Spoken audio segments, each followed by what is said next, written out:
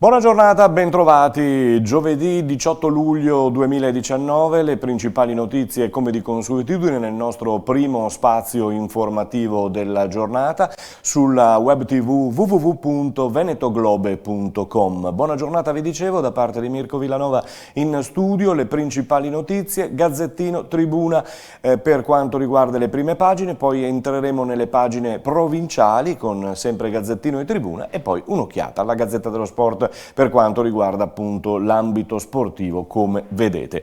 Andiamo subito ad iniziare questo nostro primo appuntamento informativo e lo cominciamo con la prima pagina del Gazzettino di oggi. Allora, la prima pagina del Gazzettino di oggi apre con i tre riquadri soliti che ci portano poi alle pagine interne, cioè a Oderzo, false fatture con l'ombra della camorra, ci sono 5 indagati, poi vedremo nel dettaglio la notizia, poi il personaggio El Chapo all'ergastolo dice io torturato ogni giorno. Il Chapo è il massimo capo del cartello della droga appunto colombiana. Calciomercato, l'ultima tentazione del diavolo, il Milan punta Modric, adesso il pallone d'oro, vedremo se sarà verità oppure un'altra bufala. Si parla di autonomia sul fronte veneto per quanto riguarda la notizia in apertura di pagina del Gazzettino. Zaia attacca il ministro del Sud, la Lezzi dice un perito aziendale, meglio i nostri docenti.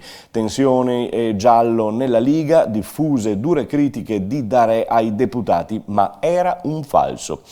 Il riquadro evidenziato, lo facciamo vedere di più, eccolo, la mafia a nord-est.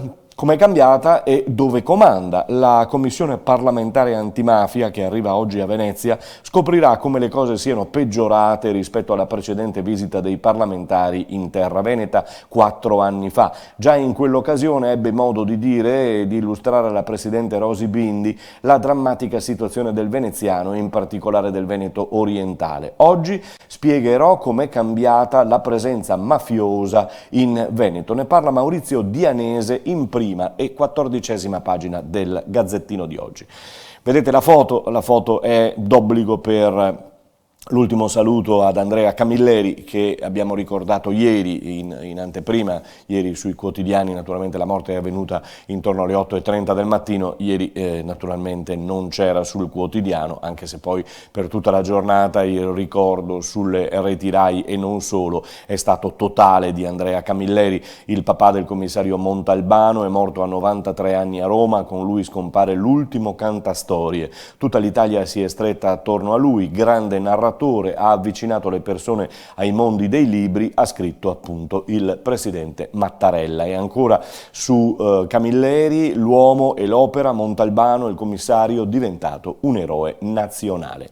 Si parla di bullismo ancora, purtroppo, sì, bullismo sul giovane rugbista, indagati 4 compagni e 6 dirigenti addirittura. È successo a Rovigo, 10 giorni di prognosi per un 16enne padovano. Oggi invece ci sono i funerali dei 4 ragazzi che hanno trovato la morte in un incidente stradale terribile la scorsa settimana. Arresti domiciliari ma con l'obbligo del braccialetto elettronico per Marius Alin Marinizza, 27 anni, il romeno accusato di essere il responsabile dell'incidente di sabato notte a Jesolo in cui sono morti 4 ragazzi di cui oggi allo stadio di Musile di Piave si celebrano i funerali. Rubli e governo, guardate qui, Conte sfida il capoleghista, vado io a parlare in Senato, ha detto il premier Giuseppe Conte, scavalca il vice premier Matteo Salvini e dà la disponibilità a riferire al Senato sui presunti fondi russi alla Lega perché serve trasparenza. Il Parlamento è sacro e io, che sono la massima autorità del governo, ha detto, riferisco, dichiara così il Presidente del Consiglio, mandando su tutte le furie Salvini e gli uomini naturalmente della Liga. Turismo, tra le colline del Prosecco spiccano gli hotel UNESCO, tra i vigneti del Prosecco tutelati dall'UNESCO potranno sorgere delle nuove strutture ricettive. Il Consiglio regionale del Veneto ieri ha approvato la possibilità di riutilizzo di strutture in zona agricola per finalità di locazione turistica o per finalità di classificazione come dipendenza di albergo diffuso. I ruderi disseminati in campagna potranno essere trasformati in piccoli lodge che qualcuno ha già ribattezzato gli hotel UNESCO. Questa è la prima pagina del Gazzettino. Adesso ci trasferiamo sulla Tribuna Tribuna di Treviso, eccola qui, con una prima pagina che porta il riquadro sulla cultura dedicata al maestro Camilleri. L'Italia piange il maestro Camilleri, l'uomo che adorava raccontare la vita, se ne parla a pagina 4, pagina 5, poi ancora Berlinguer, lo scrittore che ha inventato Montalbano si è spento a Roma, aveva 93 anni. L'apertura della Tribuna è invece questa che vedete: medici di famiglia con 2000 pazienti. A Treviso in 100 lasciano il lavoro. La Regione organizza l'assistenza di base per tamponare i vuoti lasciati. Orari allungati negli ambulatori di gruppo, il sindacato parla di autentica emergenza. Se ne parla sulla Tribuna di Treviso a pagina 2 e a pagina 3 di quest'oggi. In scooter contro l'auto, altro morto sulla strada, purtroppo è successo a Caerano, un altro tragico incidente sulla Marca. Nello scontro tra uno scooter e un'auto ha perso la vita Andrea Guizzo, cuoco 45enne che risiedeva con la compagna a circa 1 chilometro di distanza dal luogo dove ha perso la vita. Lo scooterista stava tornando dal lavoro ed era proprio diretto verso casa. La sfida delle regioni, la Corte dei Conti per l'autonomia, serve un'analisi costi-benefici, vedete pietre sul sentiero dell'autonomia, la Corte dei Conti gela le aspettative di quanti confidavano in un percorso celere ed indolore. La foto è per Erika, regina delle Universiadi, noi donne, che carattere. Erika Cipressa, 23 anni, di Mogliano, 2 ore nel fioretto alle Universiadi, è venuta a trovarci in redazione, scrive la Tribuna di Treviso quest'oggi. Ne è nata un'intervista in cui la campionessa trevigiana parla dello sport al femminile, del papà della CT nazionale e della vita privata, amore compreso. Ne parla Mattia Toffoletto a pagina 37 della Tribuna di stamane.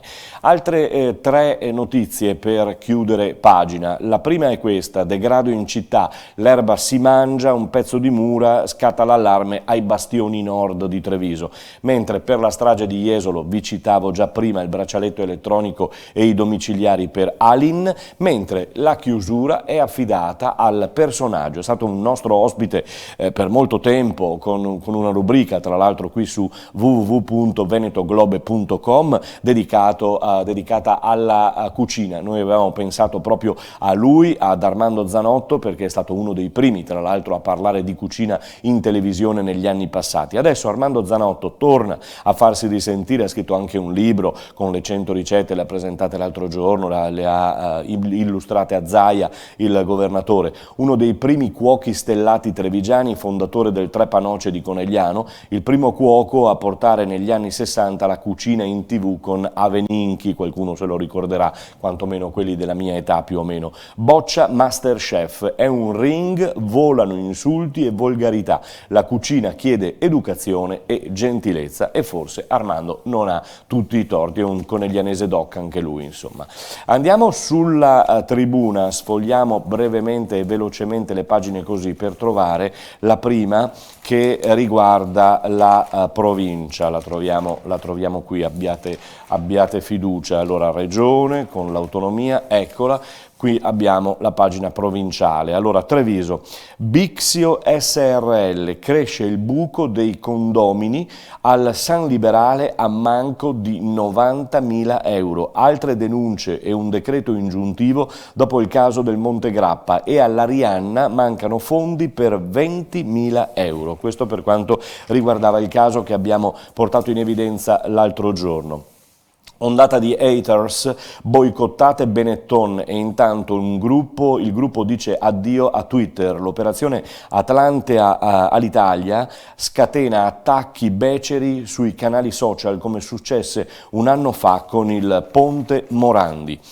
Sempre da Treviso, Mura, allarme rosso, vedete, eccolo qui, Mura, allarme rosso per i bastioni a nord, la cinta si sgretola e il verde prolifera in questo caso. Si parla del weekend, ma questo lo vedremo poi eventualmente se avremo tempo, mentre continuiamo a sfogliare le notizie e le cronache delle zone che maggiormente ci interessano: Conegliano, Vittorio Veneto e Quartier del Piave. Cominciamo proprio dal Quartier del Piave, dove si parla di area UNESCO tra Pieve di Soligo e Sernaglia della Battaglia, alberi e piante per nascondere i capannoni. Assindustria approva questo progetto per la riconversione delle zone industriali, spazi per lo sport e l'aggregazione accanto agli stabilimenti produttivi. Saranno coinvolte 150 aziende e 2000 dipendenti. Il percorso era iniziato già nel corso del 2016. Scivoliamo sul fondo di pagina. Farra, pignoramento revocato, il sindaco esulta, il sindaco Mattia Perencin esulta, cauta invece la CGIL. Poi torna a parlare l'imam che è in silenzio dal giudice, la difesa vuol vedere i filmati, il caso dei bambini maltrattati, lui dice che non ha fatto nulla, ma i bambini maltrattati sono purtroppo tanti. Idraulico morto in cantiere, condannato l'imprenditore, 4 mesi di reclusione per l'omicidio colposo a Massimo Corbanese, assolti gli altri 2 imputati, la vittima precipitò in uno scavo lasciato aperto. In centro a Conegliano c'è una panchina antiviolenza, vedete, vandalizzata dai bulli, tanto per cambiare. La targa addirittura è stata fatta sparire. L'aggressore razzista è stato fotografato, meno male, la benzinaia pestata, vedremo se ne usciamo su questo caso. I costi milionari della bonifica sul tavolo del gruppo Ali. L'assessore Fasan, e siamo a Vittorio Veneto, attendiamo con ansia, ha detto, un incontro con la nuova proprietà. Riparte la commissione De Bastiani che aggiunge cromo ed amianto, servono dati certi per dare il via a questi lavori. Lutto a Sarmede, la mamma stroncata, questa mamma stroncata a 45 anni, era un po' un angelo del focolare, un malore improvviso di notte è costata la vita a Lorena Pizzolla, aveva lavorato fino a poche ore prima ed era volontaria in molte manifestazioni del paese.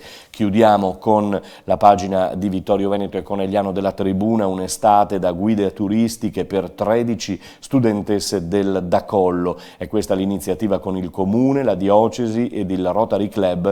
Lo spiegheranno e spiegheranno ai visitatori la storia e i tesori del nostro Duomo di Conegliano. Questo per quanto riguardava la tribuna, che poi, su cui poi torneremo per quanto concerne lo sport.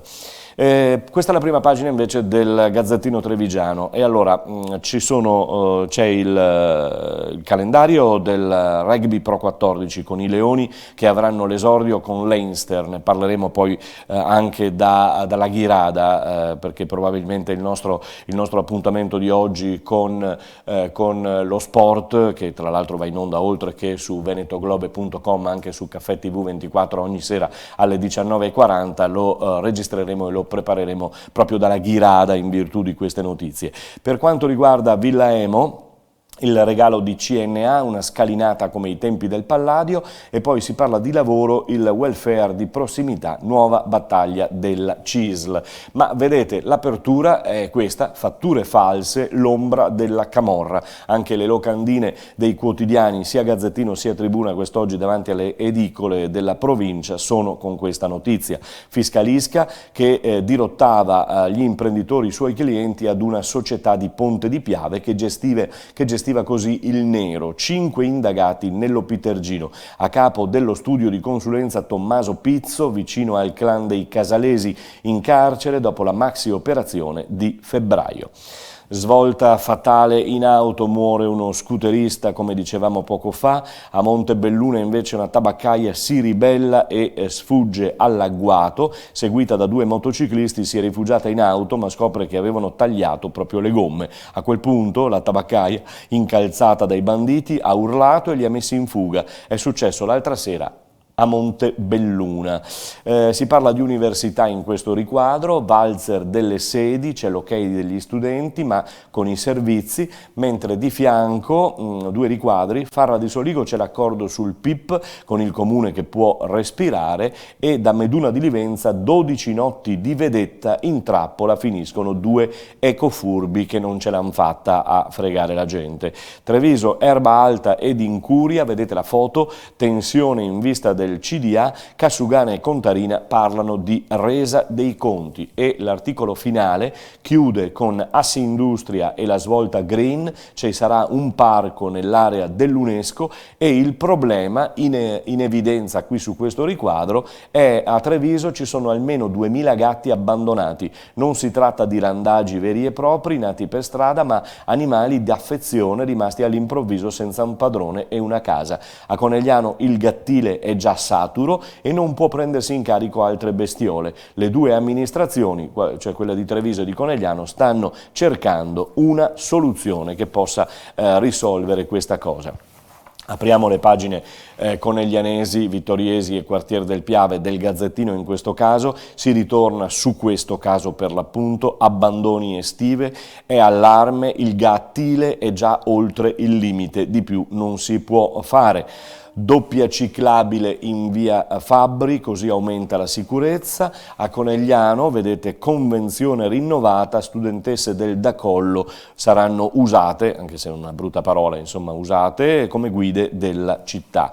Galilei, 3 centini per la maturità che va alla conclusione, all'indirizzo elettronica la più brava è una ragazza. PIP, c'è l'accordo, conto sbloccato, il giudice ha accolto la richiesta delle parti, a Farra di Soligo entro 8 giorni il comune verserà quasi 2 milioni di euro per gli espropriati. Si chiude dopo 20 anni una vicenda veramente senza precedenti, perché non sarà mai visto prima insomma, un comune senza la possibilità di avere denari da usare e non solo. Malore a casa nella notte, Lorena muore a 45 anni, il successo a Vittorio Veneto, la madre ha sentito un tonfo sordo e l'ha trovata esanime a terra in camera, nella caduta ha battuto la testa contro un mobile, è stata però disposta l'immediata autopsia. A Vittorio Veneto scivoliamo, eccolo qua, effetto UNESCO, l'idea di Bastanzetti dice Villa Papadopoli la possiamo fare diventare un centro di ospitalità.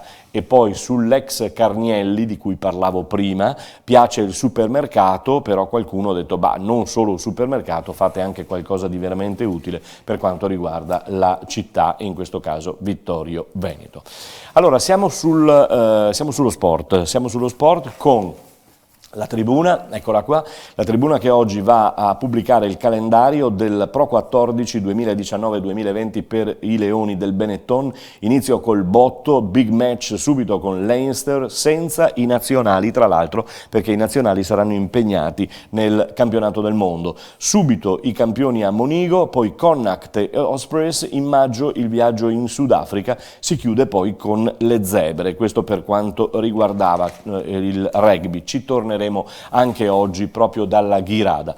Un palaverde europeo per i tifosi delle Pantere, gli abbonamenti del club di Conegliano stanno andando bene come già anticipato ieri, poi abbiamo alla TVB, c'è la febbre da play, salgono Clark e Moore, scendono Wright e Smith, poi in prima pagina c'era questo richiamo per gli ori di Erika, l'amore, il fioretto, i giochi e le donne sanno sempre dar battaglia, così dice la Tribuna sportiva di oggi. Il Gazzettino, più corto e più piccolino il riquadro dedicato al calendario, la stagione 2019-2020, ma sono gli spazi appunto del quotidiano, battesimo con i campioni, debutto del Benetton a Monigo il 28 settembre contro il Leinster, poi Connacht e Ospreys fuori e poi è una partenza da brividi in concomitanza con le partite che l'Italia giocherà ai mondiali. E a proposito di mondiali, ma questa volta del volley, l'ultimo di cortesia da Under 21. Lorenzo inizia oggi contro il Canada nella rassegna in Bahrain. L'altra pagina sportiva parla di calcio femminile, Gotti e Giuliano, nuovi lidi, l'ex collaboratore di Sarri chiamato da Tudor all'Udinese. La regista azzurra di Istrana passa invece dal Milan alla Roma. 2 arrivi di peso al Giorgione, al Treviso 3 innesti di categoria superiore, la matricola Barbisano rinnova la rosa. Michele Miriade e Giulio Mondin hanno fatto un po' un mix delle principali notizie dalla Serie D alla seconda categoria e direi che questo è tutto per quanto riguarda lo sport provinciale. Per chiudere internazionale e nazionale. Dalla Gazzetta dello Sport, la rosa di oggi apre con Molinari che dice sono pronto ma Tiger stia lontano, poi l'addio a Camilleri, papà di Montalbano, trova spazio anche sulla Gazzetta di oggi, e poi lo spazio al Milan, ricomincio da 3, nel mirino rossonero Zaraccio, il gemello di Lautaro, Pret e Demiral, sono 3 nomi nuovi per l'estate difficile del Milan. Intanto alla Juve è arrivato De Ligt, la difesa in primo piano, adesso Sarri deve scegliere. E poi quest'uomo che è richiesto da tutti, quest'uomo vale davvero 83 milioni? C'è questa domanda della Gazzetta dello Sport di oggi con tanto di punto di domanda, e vedete gli occhi spiritati di Lukaku.